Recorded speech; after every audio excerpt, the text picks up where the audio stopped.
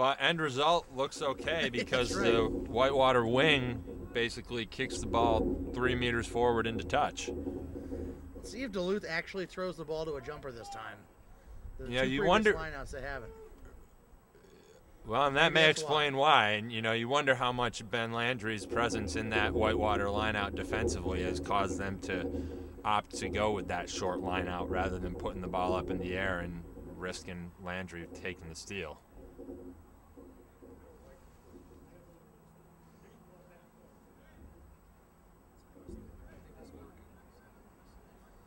Either one of these teams, whoever faces Salisbury tomorrow, is going to have to be able to win their lineouts. Yeah, possession's going to be key. When you play a style like these teams do against a team like Salisbury, either of these teams are going to need to really keep the ball close and keep possession, because if they turn the ball over, Salisbury's just going to immediately counterattack, and we saw how dangerous they are when they get the ball in open space. Here we go to the Penguin back line.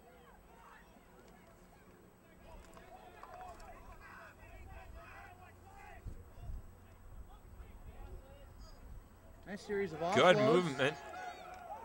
Got it to fullback Matt Martin. Wasn't able to stretch over, stopped about a meter short. Duluth pounding on the door.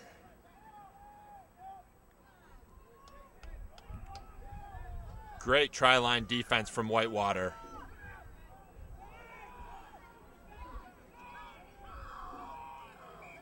And held up. Wow.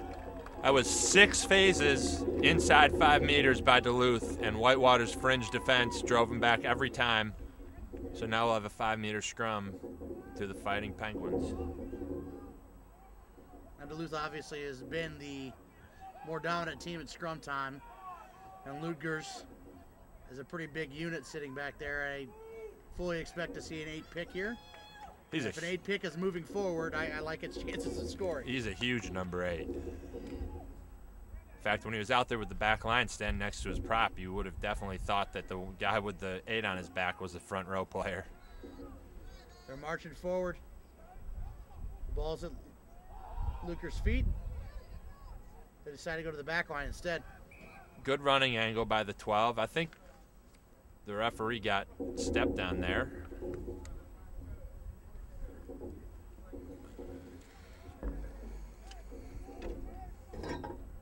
Referee was run into by the ball carrier, so he scrums down to Duluth.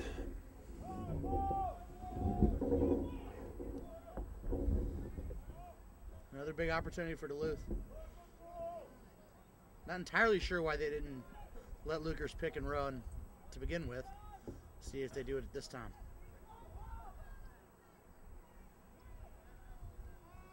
I think we're, oh, no, they didn't do it. They had a solid platform for him to do it from, too. Good running line by the fullback entering the line. Or, I'm sorry, the weak side wing. They're going to score anyway. That's their inside center.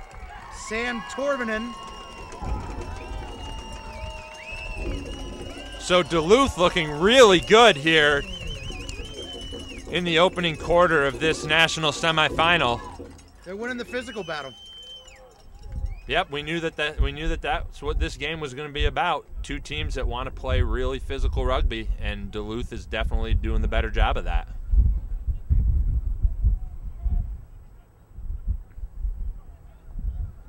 Whitewater needs to find a way to get territory and possession, which sounds obvious, but it's something they've been starving of both.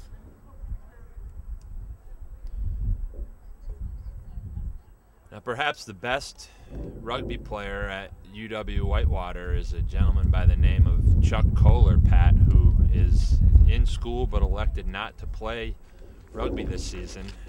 Former U20 All-American, was a key part of Whitewater's 2012 national championship team, and he's not on the squad this year.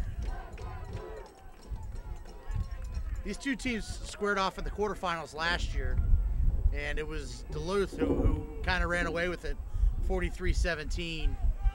And early on, it looks like they might be able to do that again.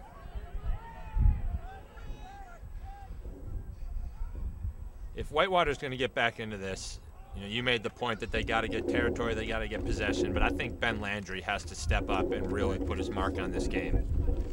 They got to get the ball in his hand, let him run over a couple defenders, change the course of the momentum, show that Whitewater's just as physical as Duluth. Landry and Brian Heim, he's another playmaker for the Warhawks. Duluth is just quicker to everything.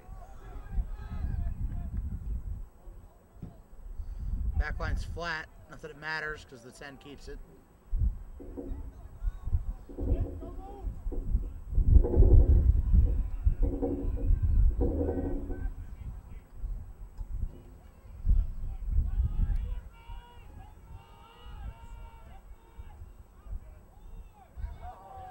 Spilled the ball forward. There's Bolstad. Good offload by Bolstad back inside. The inside center, Logan Hansen for Duluth, has had some nice carries today. He's about 100 pounds lighter than his opposite number, too.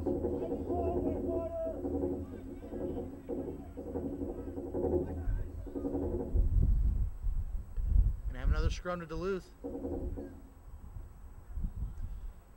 So we're 20 minutes in, Pat, and this has been all Duluth so far. It has. The first two times we've seen the scrum, we've seen Duluth opt to go to the back line. We'll see if they do it again. They seem to have a number of plays designed off the scrum for their back line. Good running angles by their outside backs entering.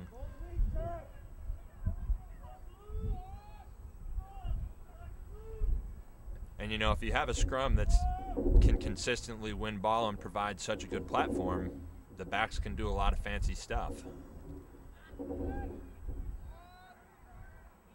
And I think we're going to see that here again. That's well, not so fancy, just their weak side wing coming straight in. Lee McMillan, that wing. There's Derek Van Klein. He was a very important player for them last year in their run to the final match. He's been injured almost all fall, played the last regular season game and a couple of in the playoff games, but has been working to get back to form. Offside's called. I think Duluth is going to opt for the 3 points. Should be a pretty easy one for Bolstad to slot here. Yeah, Bolstad, he hit that one from the sideline. This is a piece of cake.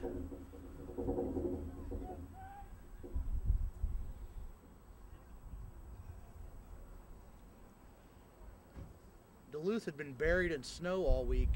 They got 20 some odd inches this week, and training hadn't been easy to pull off. They had an indoor gym to work out in, but certainly had a little bit of adversity, and then about a 22-hour drive to get here to play.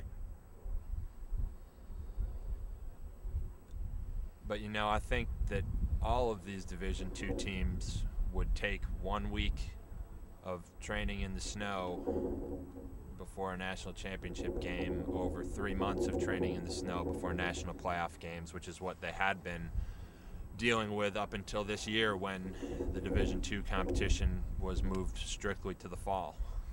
I think Duluth might be in trouble of having to train in the snow if they had a summer sevens team. So. Fair enough.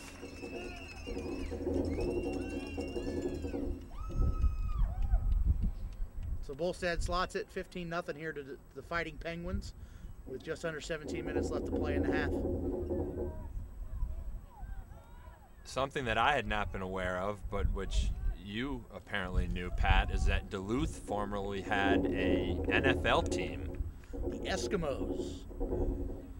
Which I guess is fitting based on the comment you just made about the weather up in Duluth. The early NFL days, they were Canton, Ohio obviously had a team, which is part of the reason why the Pro Football Hall of Fame's there. There were teams all over the place. And I think it was they were corporate sponsored too. So there was some sort of big corporation. And well, now we see Whitewater playing with some width. Yeah. That's the best we've seen Whitewater look. About 20 seconds of good rugby from them.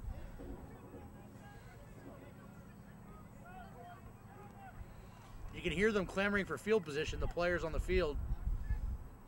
And again, Duluth goes with that short line out. At some point, you would think Whitewater would recognize that that's what they're doing. And well, their scrum half's got to be ready. He's in the position to make the tackle. Obviously, he's considerably smaller than the prop that they're passing to, but well, their first man, Whitewater's first man in the line out, got his back to the hooker. Although Whitewater then steals that line out, so what do I know? Not much.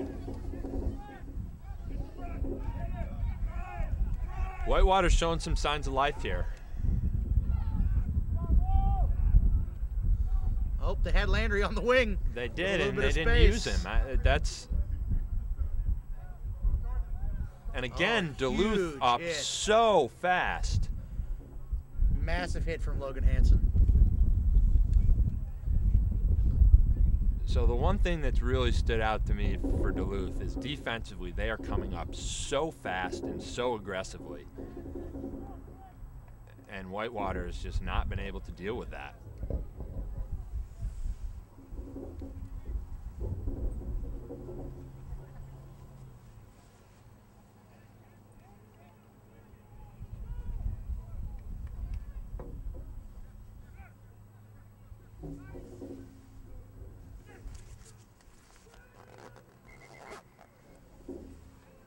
Probably an early push call here on Duluth. I think he's going to let him get away with a warning. Yeah, he's going to reset that scrum.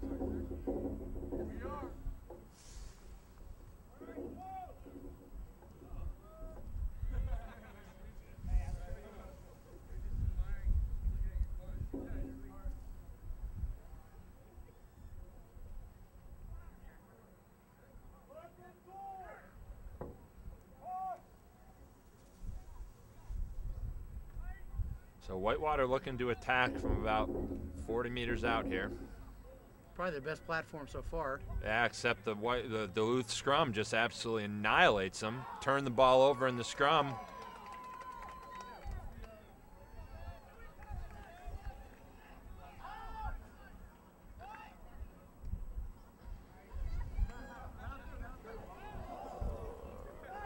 It's a nice chip forward there from Austin Herschel, the outside center.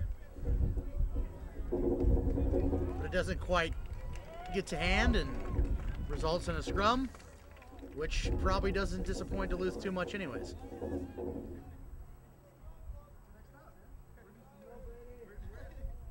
That front row of Van Klein, Blake Martin, and Lars Anderson, along with Buntrock and Godine in the second row, has been pretty powerful so far. Pat, do you think that the Duluth scrum is so powerful because they've had the opportunity to get some work in with Graham Harriman, or do you think that Graham Harriman's with the Eagles because he came from a program like Duluth that focuses so heavily on the scrum?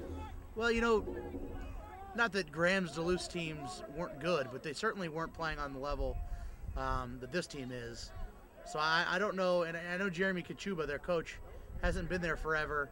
I'm not sure if he even coached Graham in college. I would probably guess it was. Oh, and here's Landry. That's what we said. That's what we said. Whitewater needed was Landry to make his mark. He needs to get involved again. He's sagging back. He needs to make a play and then follow it up with another one. But yeah, I mean, obviously Harriman is a good product for Duluth, and I'm sure he helps out quite a bit. I mean, their scrum has really looked to be, I mean, just a huge difference in this game. He's back in the Minnesota area. He was living in Chicago playing with the Griffins for a while. He's now back playing with Metropolis. So he's not too far from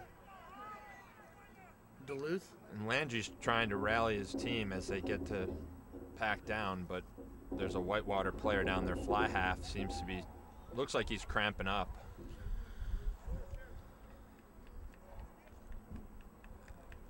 And actually, we're finally getting a trainer to look at the Whitewater 12 who took that knock early in the game. He may be coming off the field.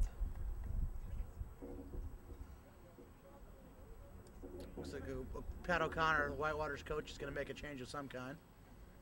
See him filling out the substitute card. Surprised to see the Whitewater players all in mismatched shorts and socks. This is Division II. Yeah, but it's Division II at the highest level, and you would think a team with Whitewater's history would be in matching kit at the very least. I don't disagree with you.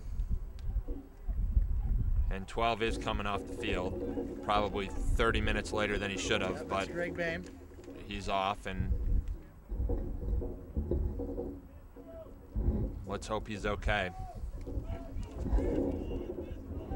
Matt Grinnell was on for him, and he is fired up to be there. Yeah, he is.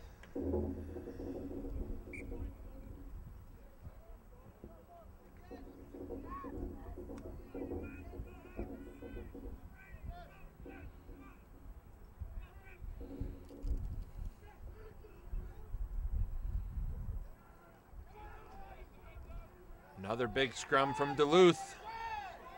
A little more contained there from Whitewater. Of course, Duluth was winning, so they didn't need to drive it over.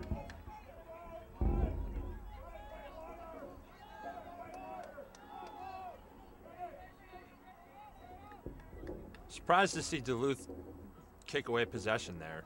They've done so well when they've retained possession that Duluth is kind of reminiscent of that Central Florida team that won Division I AA in the spring.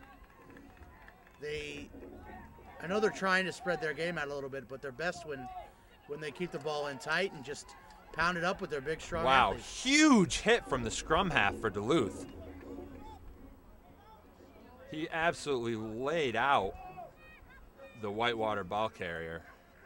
And when you have a scrum half that's making tackles like that, that just shows how physical this team is. Luke DeRoche, the Penguins' weak side flankers, called for diving over the ruck there. Whitewater's going to get a chance to gain some territory. And a line out, which, if you're going to have a set piece, that's the one they're going to want to.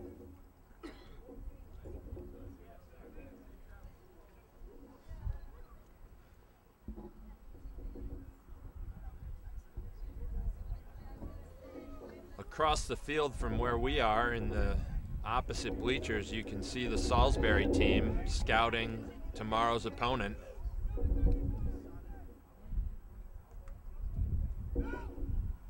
Good line out from Whitewater. Let's see what they can do with the attacking platform. Good dummy run.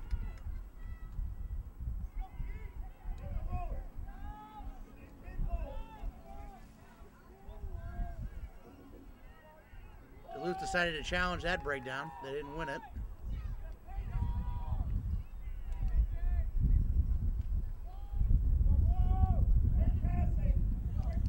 You know, Whitewater's really struggled to get some clean ball through their hands and try and launch some attack.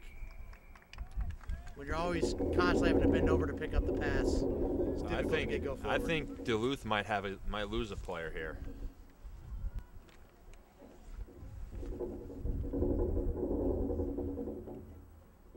Referee having a talk with their captain, the hooker. Blake Martin. And he's going to go back and talk to his players about to stay at full strength. Something, yeah. Diving over at the ruck. You gotta think that's the last warning. Yeah, so both teams have been warned about foul play at the breakdown, so. Nice territorial kick from Jack Healy. And this is by far Whitewater's best attacking opportunity of the match. We got 7 minutes left in the half, 15-0 to Duluth. They're gonna try here. It's a pretty important score for them, and they're not by any means out of it. Good take by Landry. Ball comes out slowly. That's Matt Grinnell, the sub who came on for Bame. Nice carry.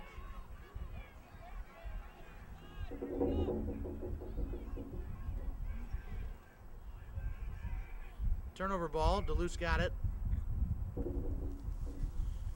It's going to be a knock. And Duluth will retain it with the scrum.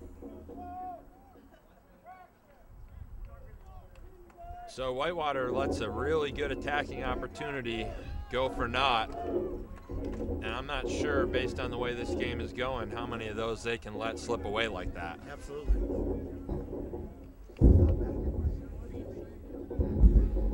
You almost wonder if they can win a line out without Landry, if they can win it with somebody else, if they wouldn't be better served to have him crouching in the back line on either side of 10, ready to crash the ball up off of a line out like that. What was interesting about that, too, is that Whitewater had a setup where they had two forwards running off the 10, and they were simply used as decoys for, I guess, the 10 just to crash into the Duluth defense.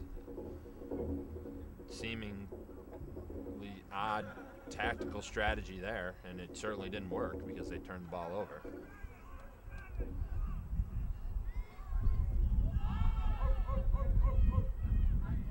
Bolstead gets the clearance kick away. I've been impressed with his move.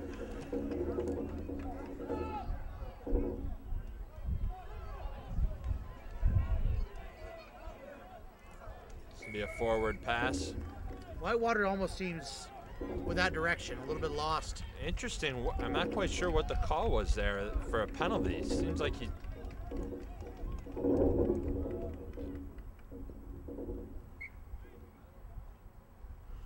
Wow.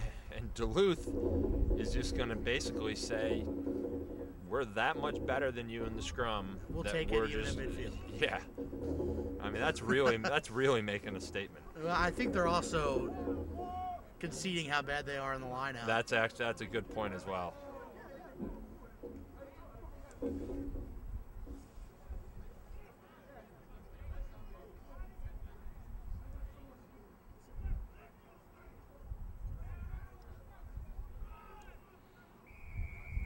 Feeding. No, he didn't. It's not feeding. He's got boring in by the loose head for Duluth. Loose head's Derek Van Klein. He was a Division II Rugby Mag All-American last year as a flanker. Now playing loose head.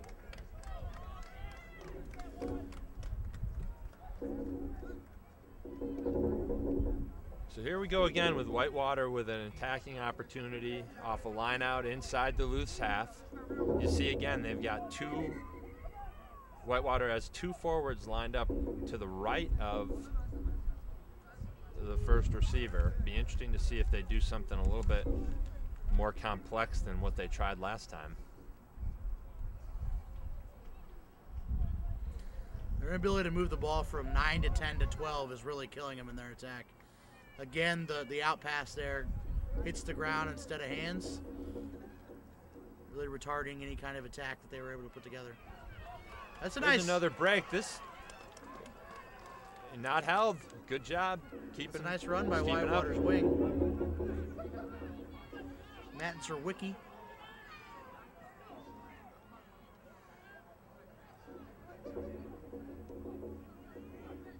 Zerwicki scored 4 tries against Towson in the quarterfinals. And another turnover by Whitewater. They've really been their own worst enemy. Some punches being thrown in that ruck. 2 Whitewater players down. Landry does a good job to pull the ball loose from Lukers, who's being held up in the tackle. So the Warhawks got the ball again. They're playing with only 13 men, though, as 2 guys are down. They look like they may have banged heads with each other. I'm impressed with Landry's passing ability. That's Tyler Fuchs. Whitewater's guys are back up and at their, full strength. Their phase play and really take good, precious care of this ball. That's a no-brainer pass to Landry, who's just cruising up the side. Great offload, too. And again, a turnover, but I think he's got the referee has the Duluth player coming from an offsides position. I'm tapping and going to Ben Landry. I think that's exactly what they're doing. And he's going to get in. Yeah, wow. The giant Viking, Ben Landry, slow taps from about 8 meters out and just bowls over Duluth's prop, putting the Warhawks on the board. Well, and that's huge. That's 1 minute left in this half.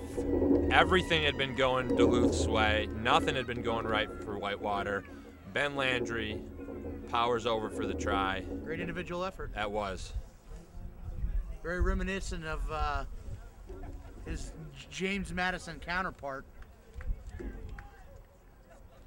Tim Katz. I'll remember the first name. You remember the last name. That way we don't have to worry about it. We'll probably have a restart here. I'm sure most of you already know this, but Bob Dylan was born in Duluth. And by most of you, I mean none of you. It's been a long day of commentary here in Greenville, South Carolina.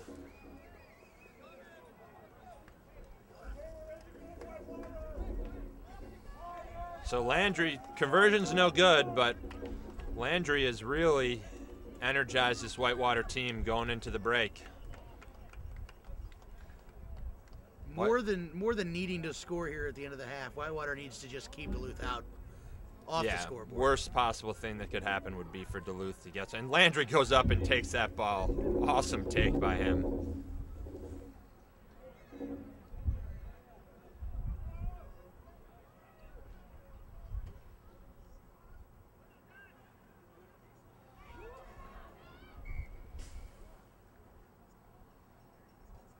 Ball wanted to touch, but I think we're going to have another line out.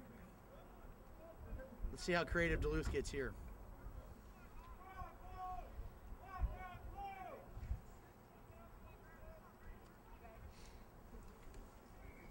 Again, going to the first receiver, or rather the first person in the line out. Paying for not straight. And Whitewater, instead of the scrum, takes the line out. That's a smart choice, yeah.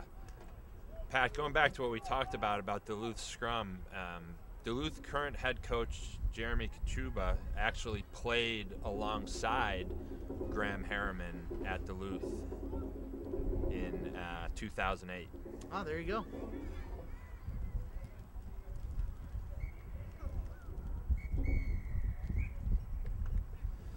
That's the half, 15-5. Whitewater down, but with a little bit of momentum. We'll be back for the start of the second half.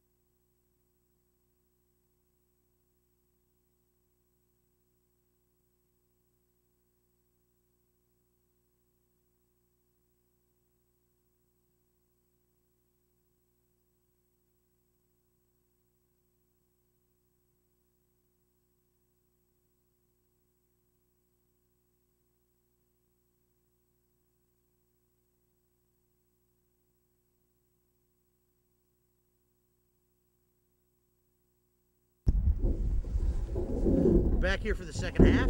Duluth's going to be kicking off here to Whitewater. Just to remind you, it's 15-5 in favor of the Fighting Penguins, trying to get back to their second straight national championship game.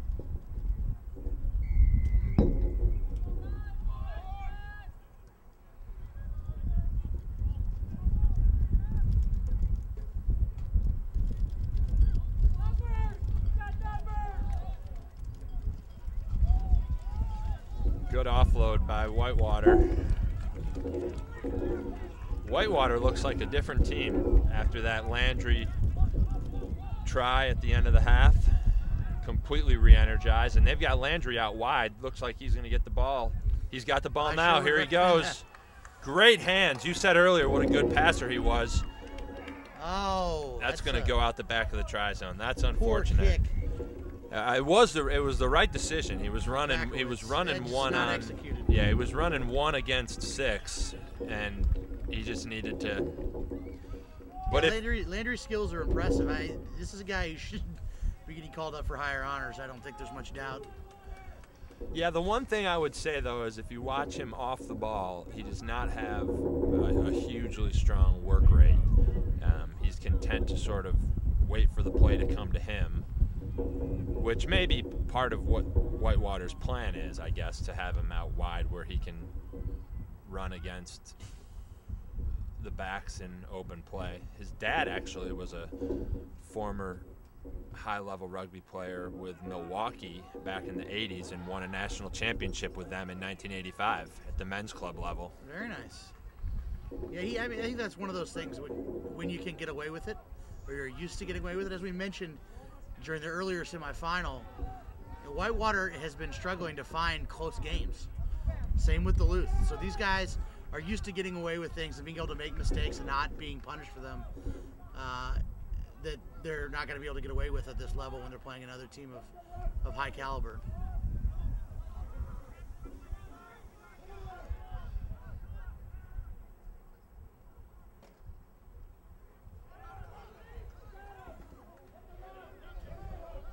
Every time Whitewater gets the ball, Duluth is just blanketing them with tackles. There's Van Klein, making sure the gain line's not reached. You know, something interesting about this Whitewater team. Oh, that's going to be knocked on. Something interesting about this Whitewater team. I spoke with the Towson coach, Don Stone, after they lost to Whitewater in the quarterfinal. And he said that Whitewater was the best team that they had ever faced. And that's interesting because Towson plays Salisbury all the time, 3 times a year. So for him to make that statement about Whitewater was, to me, pretty, it was a telling statement. And, Duluth has really looked the better of the two teams. Sometimes, and I know this from talking to coaches after games, if they're emotional one way or the other, the hyperbole can be a little bit of rampant. Well, this was a few days after the game. Okay. It wasn't in the heat of the moment. I mean, he had time to reflect, and he was just saying that Whitewater was a deserving champion and of their little sub-regional.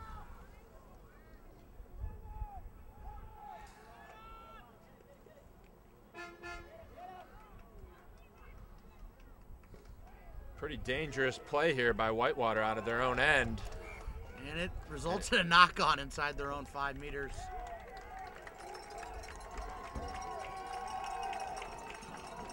And most likely, 7 points for Duluth.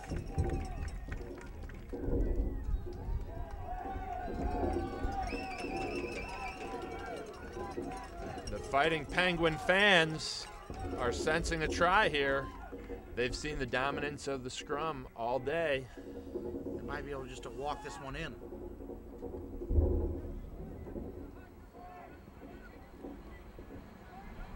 As we've seen time and time again, if they do just win clean ball, it's probably going to the backs.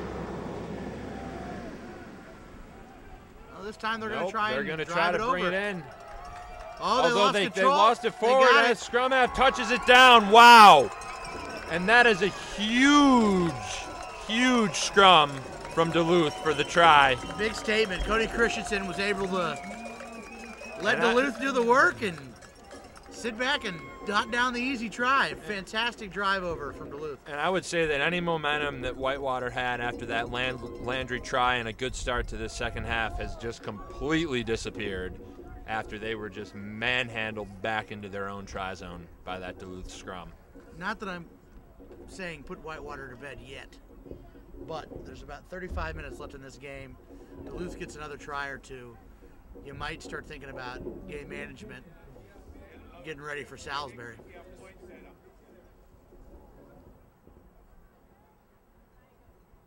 Well, as soon as I said that last game, the trailing team, I think James Madison made an epic comeback, so they displayed a little more juice than Whitewater has this entire game. Landry's calling his troops in. He wants to talk to them. I think he's going to tell them all to grow to be 6'5" and monstrous like he is. That may be the only chance they have to compete with Duluth's pack. You know, it's interesting that you would see a team that was so good at the scrum and yet so bad in the lineout like Duluth is. I mean, maybe they just practice scrums and don't even worry about lineouts. Here's Lukers. Big run from Lugers. He says it's straight down, the ref, that drop. So Duluth will retain possession. Duluth wing touching the ball for the first time all game. I get the sense that the Duluth wings don't really see a lot of ball.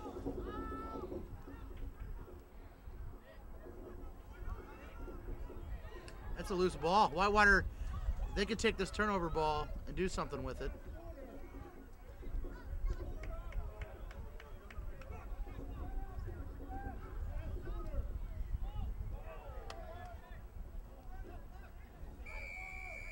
Penalty. I'd spin it wide right now. Referee says the player didn't take it through the mark.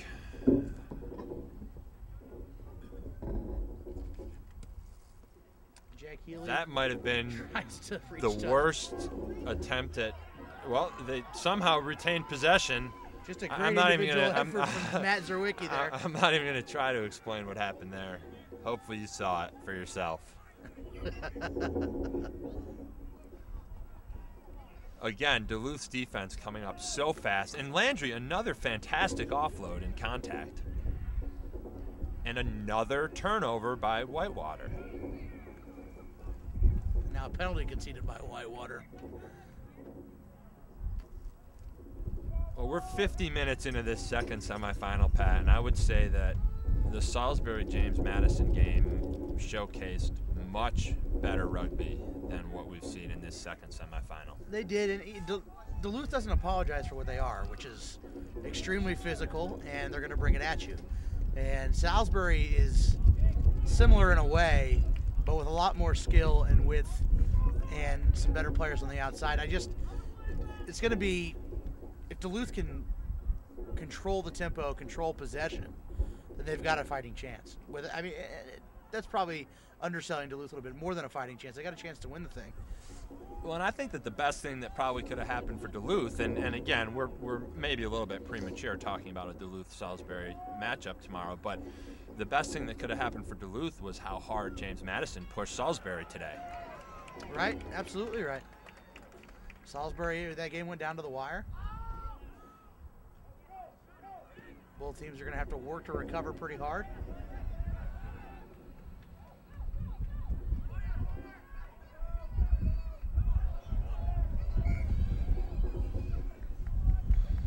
Really bad turnover by Whitewater.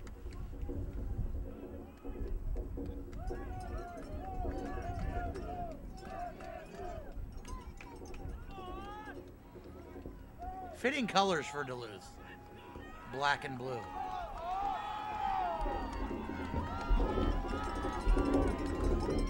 And Landry doing his best Hulk Hogan impersonation, trying to rile the fans. Well, and the Whitewater fans have responded, but the Duluth fans are bringing it right back.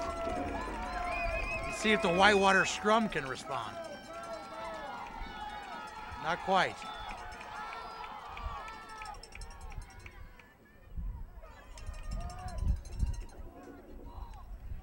Nice movement off that line out.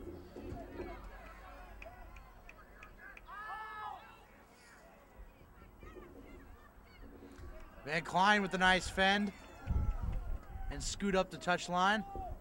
This could be trouble for Whitewater if Duluth punches one in here. Good job by Whitewater to get him out of bounds. I think it's safe to say that Duluth is only going to steal this line out if it's a poor throw. So Whitewater just needs to take its time, put in a decent throw, bring it down, and clear the ball.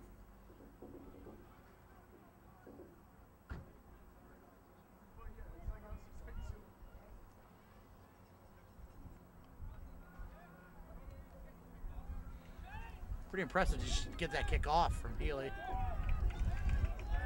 But the Penguins have numbers in counterattack.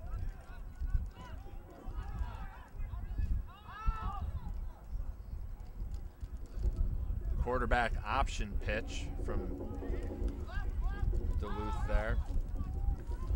Wow. Nice digging run by Herschel.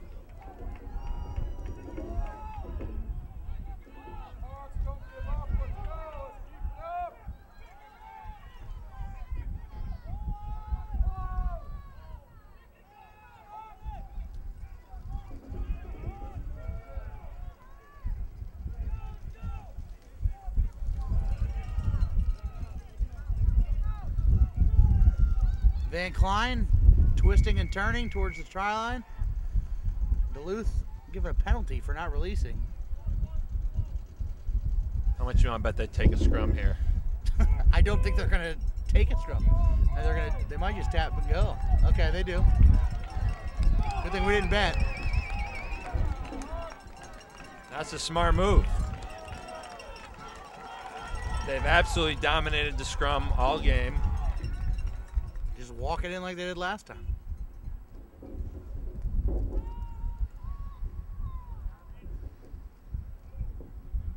Looks like they're calling for a trainer for something. I think that, I don't know if somebody's got some blood. It looks like it's Landry. That would be just a massive blow.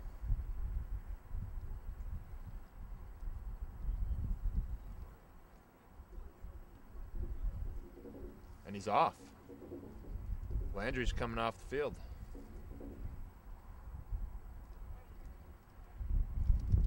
It may be a blood bin. Although if you're a Whitewater fan, you gotta hope. They're not making a whole lot of effort to get whatever bleeding there is stopped. I don't know if he's... It may have been a head situation. Of course, they didn't exactly jump to get anybody off the field last time.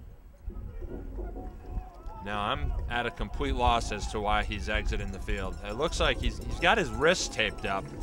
Well, here's the scrum, and with Landry out of the engine room for Whitewater, I think a walkover try is almost a foregone conclusion here. Or a penalty try. Yeah, Whitewater collapsed the scrum. They won't get away with that a second time without a penalty try, surely. Saying Whitewater unbound early, and they're just going to take another scrum. Now, the one thing about this strategy is that, well, it's good now. These forwards are going to have to play another 80 minutes tomorrow for a national championship. So at some point, you may want to give them a break.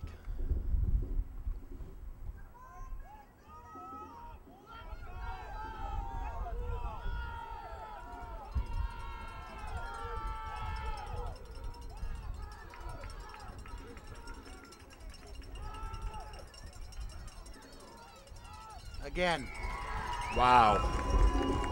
Automatic. Unbelievable scrum from Duluth. I think it's safe to say Cody Christensen's had the two easiest tries anybody has ever had. I think you or I could have scored those.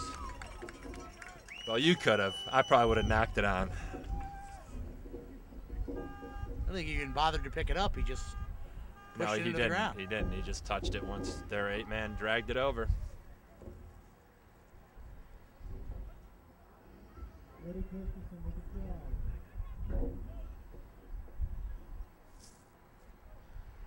So it's really looking now like we're going to have a rematch of last May's national championship game, and it's going to be Salisbury against Duluth again tomorrow.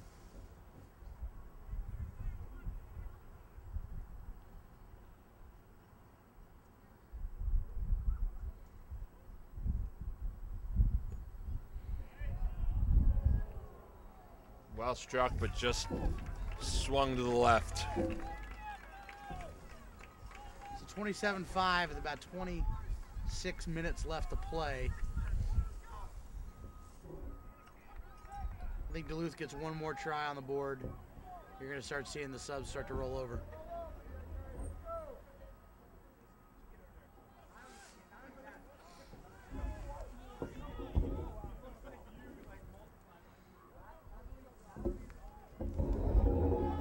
Duluth's hooker, Blake Martin, he's been a bit of a spark plug for him.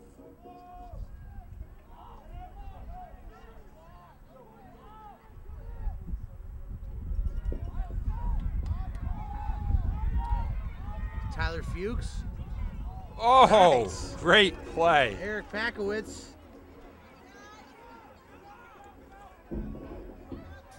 So Whitewater's got to do something here. They're into Duluth territory for the first time this half. We got some off-the-ball action.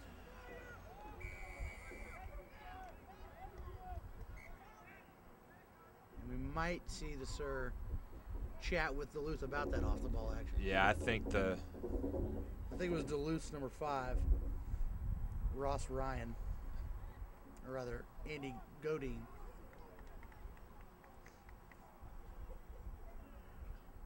Got away with a bit of a body slam there. He's not going to get carded. Now, interesting to see what Whitewater does without their main ball winner, Landry. They opt not to try for a line out. They're just going to bash it up the middle.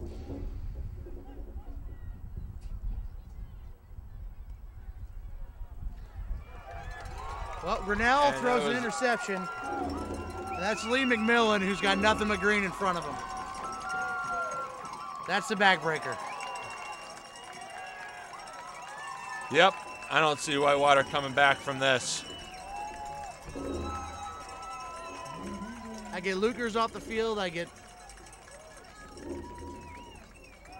Van Klein off the field. Probably pulling Godine off the field.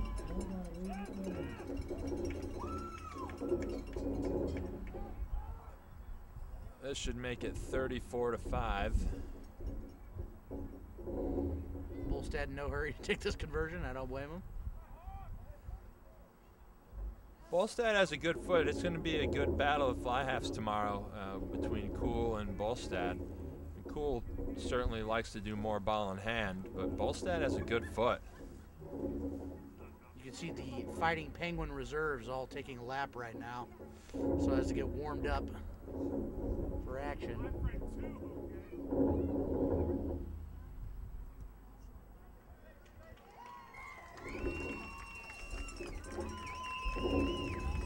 Easy extras from Bolstad.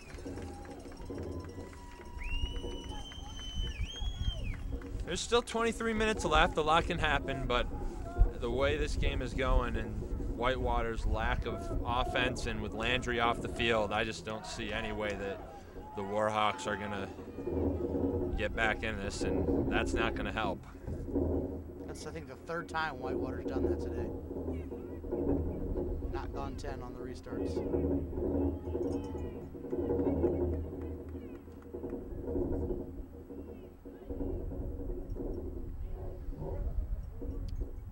Whitewater had a great season, won the Will, undefeated, the Wisconsin-Illinois division, or conference rather. They play in the Wisconsin division of that conference. The commissioner of the Will, Todd Streeter, was one of the leading forces behind the Division II move to the full fall season. That's right. I think a lot of outside of the Cardinals conference, who was represented by James Madison, I think most people felt like the best conferences in the country, Division II, were represented here by the Will, being Wisconsin Whitewater, Minnesota Duluth representing the Northern Lights Conference, and Salisbury representing the Potomac. And I don't think there's been any reason to argue with that. No, and I think James Madison showed that they certainly belonged, and they barely advanced from the Cardinals conference. They almost lost to Old Dominion in their championship game. So Cardinals conference is pretty good too. Mike Pupolo, commissioner, is here. He's doing a good job with that conference. Huge hit, knocking the ball loose. That was a big number 8.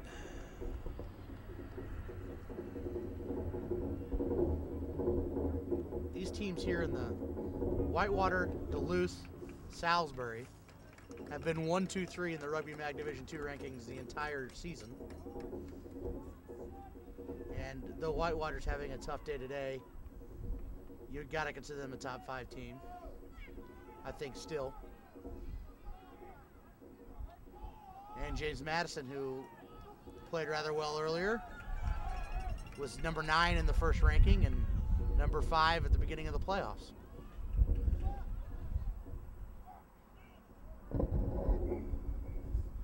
Oh, Rugby Mag doesn't usually get it right, but this time they may have, Pat. Hey, even a blind squirrel finds a nut every now and then.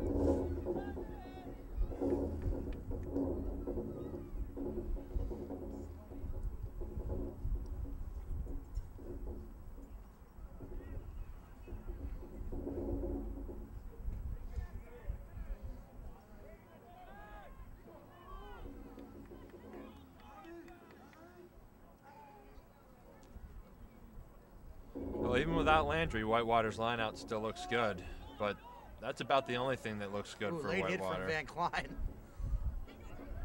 on Healy, Whitewater's fly half. Ref didn't see it, doesn't care.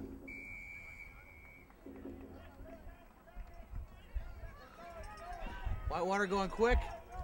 They've got numbers, but they throw an interception. That's the second time we've seen that.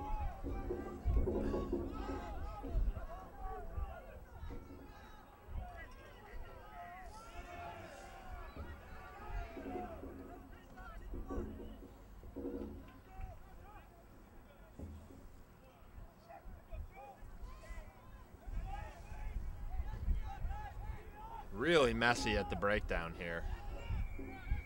And the referee's going to penalize Whitewater. As the score gets more and more out of control, so does the play.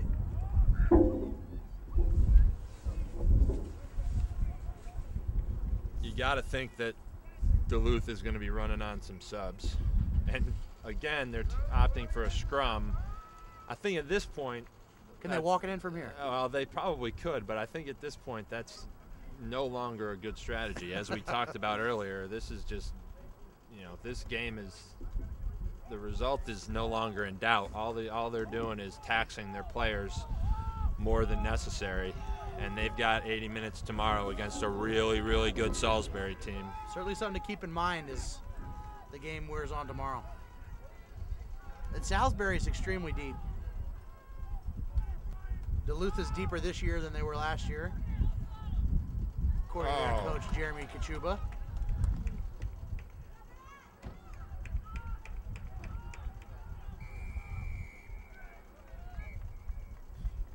I think the referee's going to be... It was a good run by Matt Martin. They just didn't have the support. I thought he was going to have a talking to with Duluth, but that second whistle was just to slow things up, I think.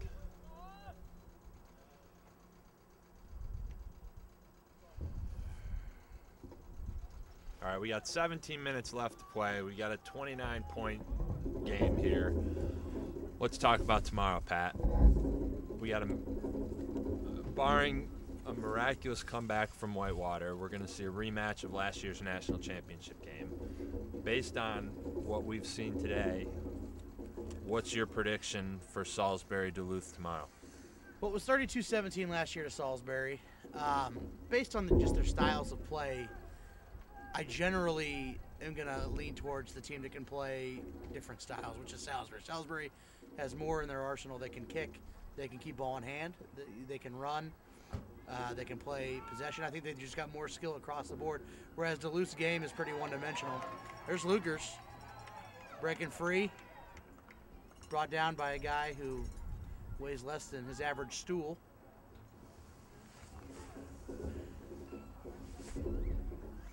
And Derek Van Klein rumbles in. So try to Duluth. And here come the subs. But yeah, I think Salisbury is capable of playing different styles of play. They can play the way Duluth plays. They can also play with much more width. And the style of play that Duluth, it just takes, you can't lose possession. You have to hold on to the ball. And to go phase after phase after phase all the way down the field against a team as good as Salisbury is going to prove tough. You have to play almost a flawless game. I think that's right, and I would tend to agree that Salisbury's definitely got to be the favorite tomorrow. I think the only thing, two things potentially are working in Duluth's favor. One is that Salisbury played a game that was very intense today. It had to have taken a lot out of their team. And the other thing that you can't overlook is what you mentioned earlier. Redemption. Duluth has been looking at that rematch for the last 6 months, 7 months, and they're going to come into this with a chip on their shoulder. And Salisbury has won it before. It's always hard to repeat. Do they have the desire? You know, in terms of who wants it more, I'm going to put that in Duluth's category. Everything else probably goes in Salisbury's category, but at the end of the day, who wants it more might be all that matters. Right. So if there's one thing that works in Duluth's favor, it's that, and I think it's a pretty big one. But I'm excited for tomorrow. I think it's going to be a good game, and certainly two contrasting styles. If Salisbury wants to play wide and fast, Duluth wants to play. Wow, what a hit! He's going to say he was offsides. I don't know that that's correct, but I'll reference that Division I AA championship from last year, UCF, Central Florida knocking off Lindenwood, because I think that there's a lot of similarities. One is you had a team that's won national championships in Lindenwood, and they were there, and they were the favorite, and they thought they were going to win it again. And they play more of a wide-open style, just like Salisbury does. The team they played against was very Duluth-esque in that they had to keep the ball in tight, really cherish possession, couldn't kick it away in order to win the game. And it did take a flawless game for them to win, but they pulled it off. And they were the ones that were in the game with a chip on their shoulder.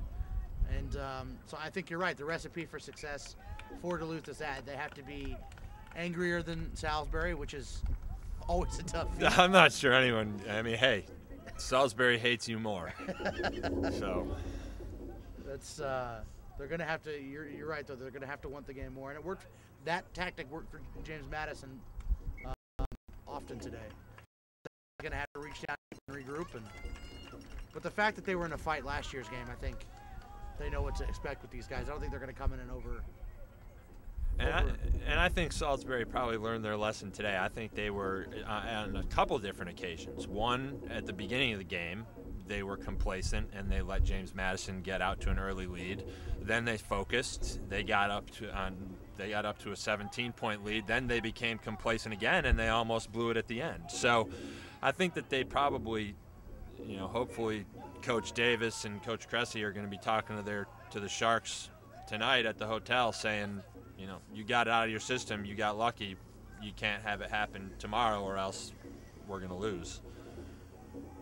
But it'll be interesting to watch.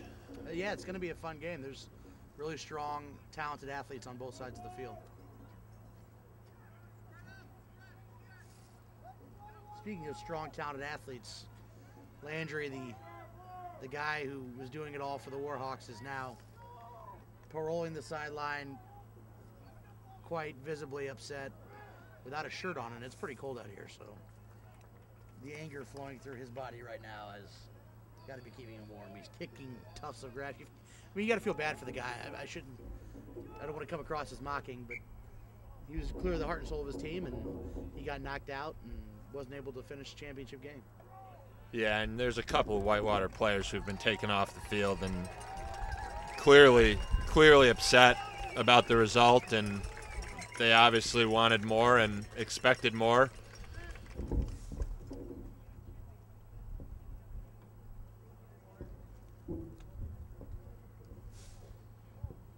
Not entirely sure what the stoppage play is about. Some problem with a substitution issue.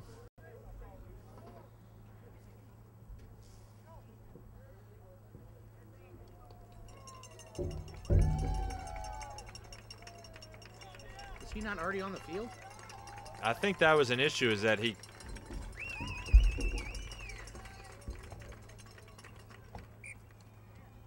Well, I have no idea what that was. Here comes another Duluth scrum. Let's see if their reserve forwards are as powerful as their first line.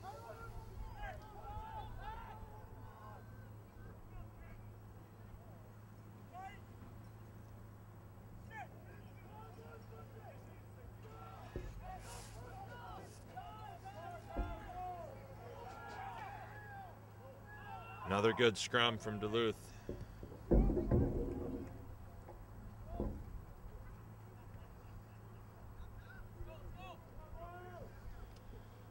Whitewater's still got some fight left in them. 10 minutes left in this game. They're going to want to finish with a respectable scoreline. Although there's an enormous counter ruck from Duluth.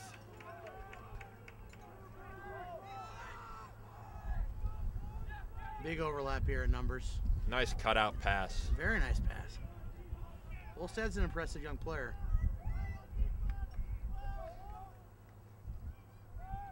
Interesting to see Duluth sort of opening it up now, showing some ability to play a style that we haven't seen and we probably didn't expect that they could play. Although, as I say that, mishandle forward.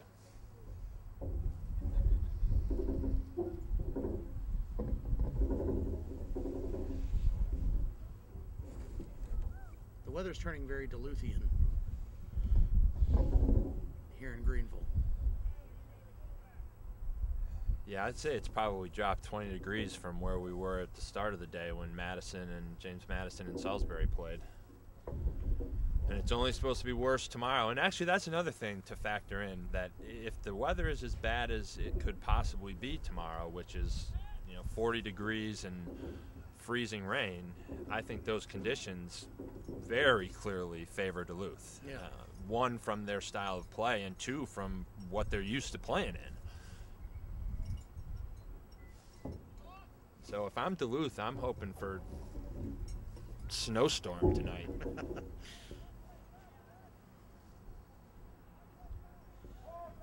The Penguins versus the Sharks. Does that battle ever happen in nature?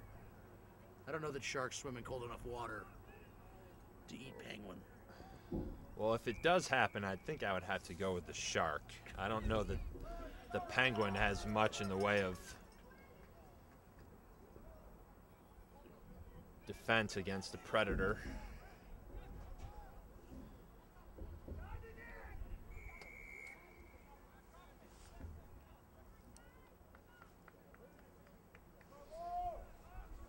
Offsides on Duluth. Seen a lot of penalties called in the last 10 minutes of this game.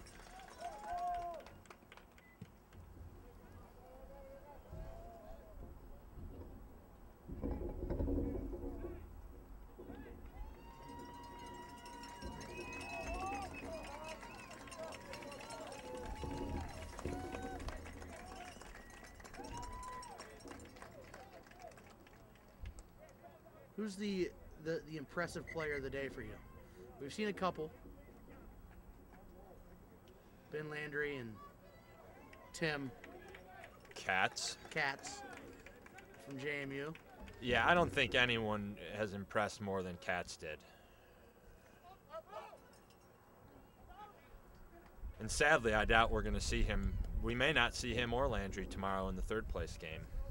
Katz going down with the hamstring injury after he almost single-handedly willed JMU into the final, and Landry with some injury. I think it's a wrist injury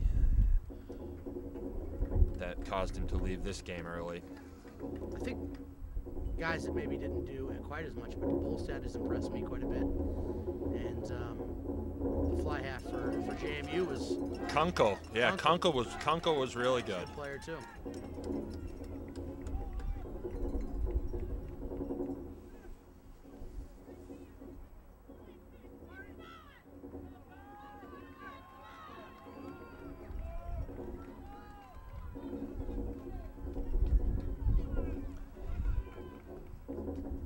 I'm getting criticized for my lack of Animal Planet knowledge. I think I was right that a shark would beat a penguin, but I'm not putting up a fight, nor would a penguin.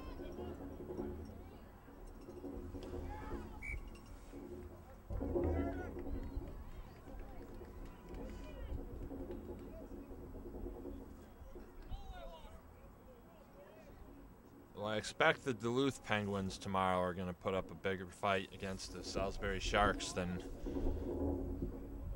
an Arctic penguin against an Arctic shark. That's a fair assumption, I believe. I do want to say a pretty sweet job done by Furman and John Roberts in terms of the organization of this event and this venue. The venue's very nice. It's named after him. It's not often you're at a field named after a guy who's sitting here organizing a tournament around it. But the field looks great. I know the teams have appreciated his organization and the way he's put it together.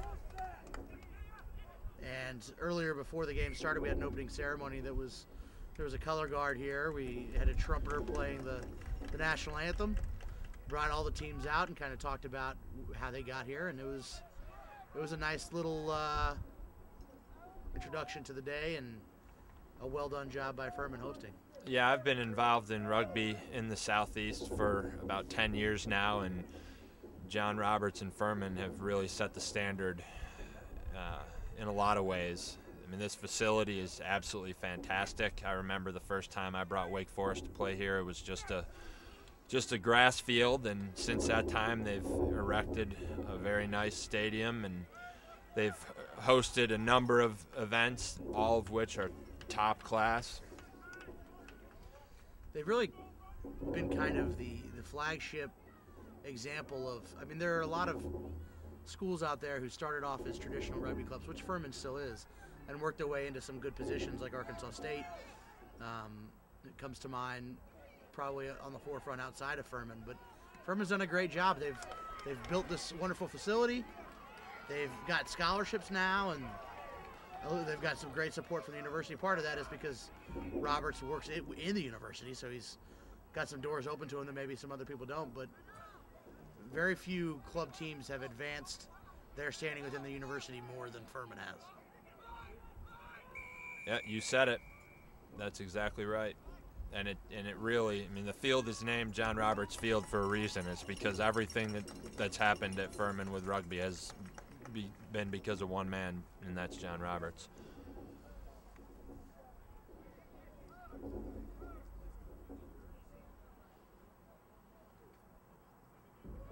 And the thing that's great about John and the Furman program too is that they are always willing to host events.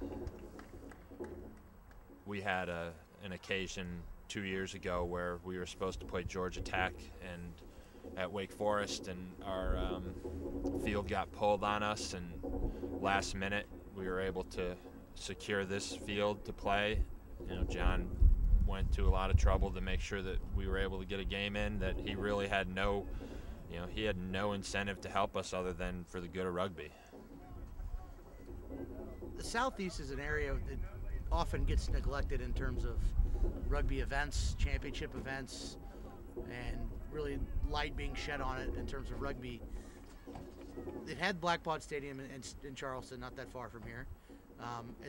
People have turned out to watch international tests there, but there'll be more of a test this spring when Atlanta and Kennesaw State Stadium is hosting both the women's sevens tournament and the Uruguay Rugby World Cup qualifier with the Eagles.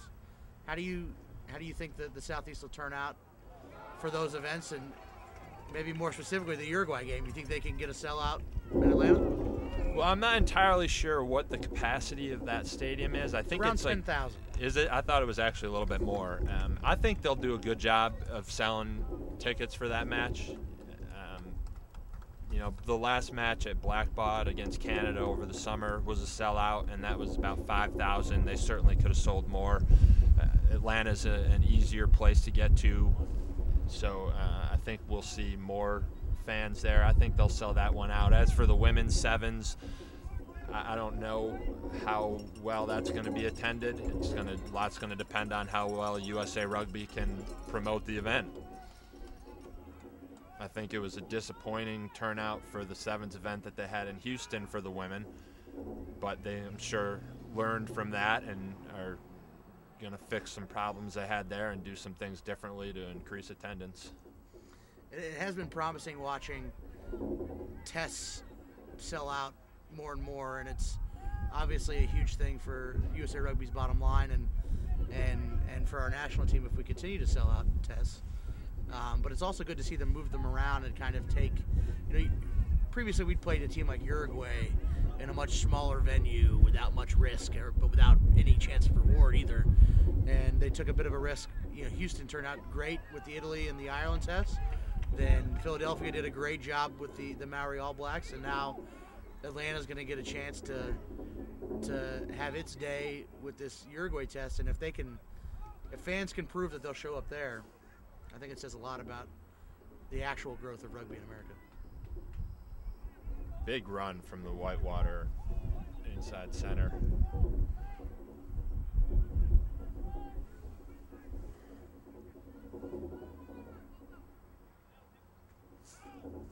Clock's showing 0. I know there are a few stoppages here, so there may be a little bit more time on the referee's watch.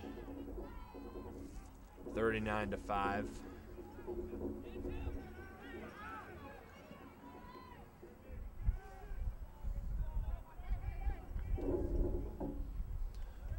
Duluth kicks to touch, and that's it.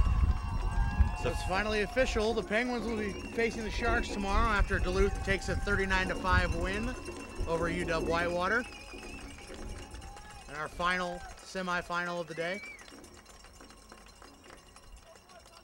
So we will have a rematch of earlier this year's national championship. This will be the second 2013 Division II championship. The game will go at noon tomorrow. Before that, at 10:30, is the third place match between James Madison and Whitewater, and we hope you will tune in to join us. Thank you very much. We'll see you tomorrow.